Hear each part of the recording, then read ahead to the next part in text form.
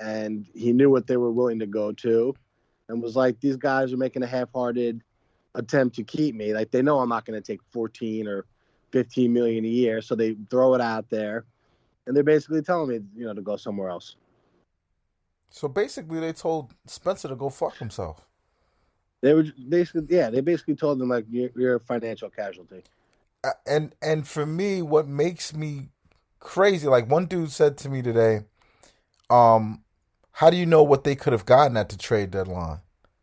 You mean to tell me for Spencer Dinwiddie, even injured, you couldn't do better than 2 second round picks and a No, trade I exception? mean, look, I mean, Eve, you know how I feel about this. Like, I think, like, I thought it was crazy at the time. I honestly thought that to me, like when a guy is in trade rumors for that long, like like Brooke Lopez was in trade rumors from the moment he landed on the Nets, or like a year or two after that. Like you hit a certain point where unless you're like really showing that you're like totally into this guy and he's like whatever, like the Nets when they had Brooke, like it was never like yeah, no, we actually like want to build around you. You're the man. It was like, no, your name is going to be in every single fucking rumor like possible. Yeah, Whether that was for like, three whether that was for GMs like, passed. yeah, All three GMs that he was under wanted to trade him at some point. So yeah, no, and so I feel and it so for the Brooke. Dinwiddie, I don't really get is like the Dinwiddie thing. It was clear because like a lot of these rumor stuff, like when to me, like when there's smoke, there's fire, this type of stuff, and like he was in so many rumors for so long, and like I could understand from his perspective if he was sick of it. I could especially given as like you guys are saying like he wasn't going to be getting the full money that he was able to get. I just don't get like why you don't trade him, especially like it's one thing. Look, it's one thing if before the season you don't know if like maybe he would be a piece in like the Harden trade, which is clearly something they were sniffing around as like Pooch detailed like really well. Like that's one thing, I guess. Like he's seen his Kyrie insurance. Like maybe this year we'll win the title with him, then he'll leave, but everything will all be good. But like, I just don't believe, as you said, that they couldn't have gotten something for him at the deadline, and I especially don't believe that it wouldn't have been better than a trade exception in 2 seconds. Having said that, like they made that decision. I don't agree with that decision, but like now, like I thought it was unrealistic that Nets fans thought they were getting Capella and Cam Reddish and Marvin Bagley and yada yada yada because I, I thought they would uh basically just take um Marvin Bagley alone and are you guys there? yeah, Yeah, I don't know why we keep losing y'all, but I basically thought they would mix something that was on the team. I thought Claxton was gonna go.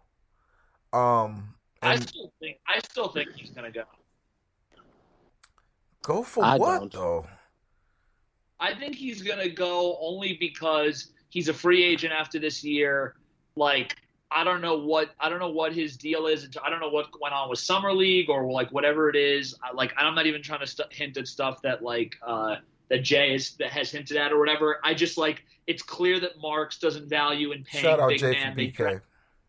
Yeah, yeah, exactly. Shout out like they like it like I think they didn't draft Sharp by accident. Like I think Marks has proven he doesn't want to spend big bucks on a big guy. Like I could see him being in a dealt like no doubt. The I don't know. reality is they're gonna have to pay I'd these be guys shocked. 50 million each. Eventually, the superstars are gonna all get re-upped. They're gonna make about 50 million a year, Yep. and the like we got to figure out what kind of organization we are.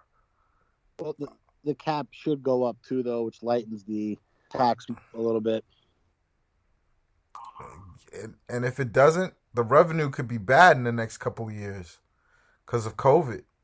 Those numbers could look ugly. I think they have the new TV deal is coming in like 3 or 4 years, and that's gonna just like make the cap go fucking insane. Yeah, Like, but that's 4 years. That's 3 or 4 years yeah, down the no, pipe. no, no, You've got three mile away. years coming where two of them you're gonna have those three superstars on basically $50 million a year, $150 million for the three. No, I mean, Eve, look, to your point, that's why I think when we've been on a lot of these spaces and had this conversation, like it legitimately starts and ends with 7, 11, 13. Like that's it. Like you can't, if once one of them gets injured, that's 50 or 40 million dollars in dead money that could have been used on 6 different guys. Like there's just, you know what I mean? Like there's no other way around it. Like right. they proved shockingly, I think, to a lot of us that this summer, this summer, I guess, that like they were still able to win without Harden, which I think a lot of us thought that series was dead in Milwaukee. And then we were like, holy shit, they're actually doing this without a top 6 guy in basketball right now. But like, it really looked like it's the same thing as like an opportunity cost thing. It's like, you know, the Yankees have like Stanton. It's like, not only does having Stanton suck if he's not playing well, but it's also $40 million that could have been used somewhere else. So that's where, I mean, that's the issue with these. I mean, look, imagine what you could do with $40 million with Sean Marks in the NBA and the way that he gets talent. That could be the difference of getting like Reddish and Capella and like Christian Wood. Like he put all those 3 guys together. Like obviously I'm speaking in hyperbole, but like, you know what I'm saying? I think you're just trying to make me cry. Leave me Yeah, alone. no. Stop being a bully, Sam. That was just. I'd rather have James Harden. No, I know. So would I. Yeah, I'd rather have James Harden too, to be honest. But your margins, it's weird. Your margins for error are both higher and lower because you have like the stars and like they can just reach to heights that are so much different. But also like if any of them gets hurt, you're just like, oh, here we go. The real sin of the Dinwiddie situation is that he got hurt. Yeah, that's not the only sin. If he didn't get hurt, he's in the. If he didn't get hurt, he's in the Houston trade, and we have Jared Allen. Very good chance. That's depressing to think about. All right. But then here's the question: but would they have paid? But I don't. But then now I'm wondering, like, so if he stays on the team, though, if he stays on the team, I don't know that they're because even if Dinwiddie was in that trade, like I don't know if they would have paid Jared Allen. That's a good point. Now we'll never know. We'll never know. But like that's why I always thought that Allen was going to get traded because I just was surprised that Marks would pay a center $20 million.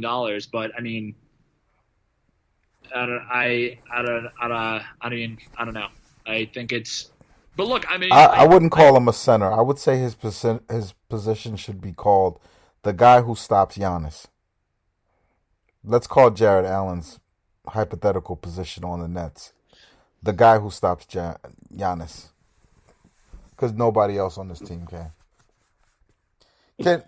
Before we get off on a next tangent, I really want to answer this question because I think this is the thing that's bothering me the most about this offseason. DeAndre Jordan. Yeah. What do you think they think is going to happen with DeAndre Jordan? You think maybe he'll become even more vegan, lose more weight, and get some jumps back? It makes more sense to keep the contract around. For what? Don't dump him. Use him at the deadline or in the offseason where it's now only a 1-year deal, and a team could say, all right, we'll waive him. It's only $10 million. We'll buy him out, whatever the case may be. Yeah. Instead of just dumping him, they can potentially use him in a bigger trade down the line. He's not going to hurt them if he has to play in the regular season. They'll be fine. I've been saying this on Twitter. They went 30-13 with him as a starter. As bad as he is, if they have to play him in a playoff game, I don't think he started in the regular 30 games. season. Dude, look it up. They were 30-13 with him as a starter. Think about it. A major part of the season, they didn't have Claxton. They didn't have. They traded Allen. They didn't have Griffin or Aldridge yet. He started like all those games up to that point. But we had Jared Allen too. Yeah, for like what? And Jared Allen came off the bench and played better than DeAndre. I'm not saying buy him out. I'm not saying buy him out. You can't buy him out. I'm just honestly, there's nothing you could do with him. He's stuck with the team. They say that all the time. A 1 year, $10 million contract is not hard to move anymore. No, Bam is right because if you wanted to get somebody decent, you could put like for example Claxton and him together, and now you actually have like $11 or $12 million in salary, and now like if you're dealing with a team that's also over the cap or something like that, you can at least even it out, and you can work out a good deal. Whereas like trading Claxton straight up is basically like you can't really do it. It's basically unless it's a team like the Cavs who have the cap space will say, Larry Nance wants out of here. We'll take Claxton in a second round pick, and we'll take Jordan off your hands. Right. So that's where I get it. And Bam made the great point, like in all the spaces this year where everyone was like, well, I don't get it. Why couldn't like DJ be packed with something else, then we get back something better? And it's like, no. Like if your DJ is no one wants it. It's a negative. Then you have to overcompensate twice now. Like. Right. The best they could have hoped for was dumping his contract, which would have screwed the trade exception. Yeah. Because his salary would have been going out. So it was actually the opposite of a cheap move. Yeah. They kept the salary and they kept the asset. His salary will become an asset. It might not be this year, but in the offseason, a 1 year, $10 million contract for a team that's maybe looking to pivot and go in another direction isn't going to hold the trade back. And it's a great point, by the way, by Bam, because if Nets fans think that Cy is cheap, if they found out that I'm sorry, that's dumb. But if they found out that the Nets forwent, I don't even know what the right word is, a trade exception to just get off of DJ's money when they're already so far over the cap that you're never going to replace that money anyway, people would have been way more upset. Now there's at least a possibility that you're going to be able to get someone with that and still have DJ on the roster anyway. DeAndre Jordan is giant Theo Pinson. He's here to dance. But he won't do that.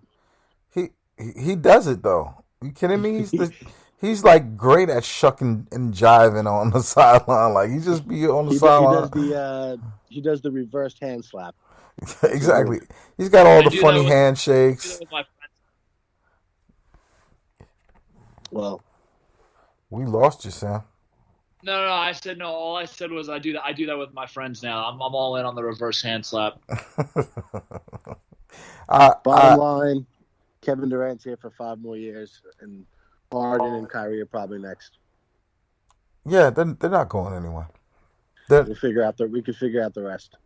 They're not, and that's the beauty of it. It's just there's nothing worse than losing. You love having them, and you're the closest to winning that you've ever been by having them. But I don't think there's anything worse than losing. Like I was looking at Bruce Brown quotes. He was really speaking to my heart. Like he was devastated. Yeah, cause the championship was right there. Bam. Do you remember the game we went to? The energy that was there, that was in there. Like, oh man, like. Not only did we lose, everybody knows what would have happened if we were healthy. Yeah, that's exactly what he said. That's right, and that's the thing. I know that everyone. It's just what is the likelihood of those 3 dudes being healthy ever again for 16 games to win? Let's not end on that note. It's going to happen next year. I believe. I'm gonna talk my shit like it's gonna happen no matter what. You see me out here. Steve, by the end of the year, you're going to be wearing a Sharp jersey, and Trey is going to be wearing a Cam Thomas jersey. No, we won't. Trey, I told Trey today that he didn't have camp today. He's going to another camp in a basketball camp in Manhattan, and I told him today that Dinwiddie's gone, and he was basically pouting and said he doesn't want to be a Nets fan anymore, and he's not going to Barclays. Yeah, well, he didn't get to play ball or get Spencer Dinwiddie. Exactly. It was a freaking shit day. Nice job, Dad. It was just, and I took it on the day that he was stuck in the house all day. To what tell else him that his dog died. He doesn't have one, but some other things might have died today that he wasn't happy about. Still, I'm not gonna miss him. Anybody gonna mourn not getting Andre Iguodala? No, I No, thought like that I would have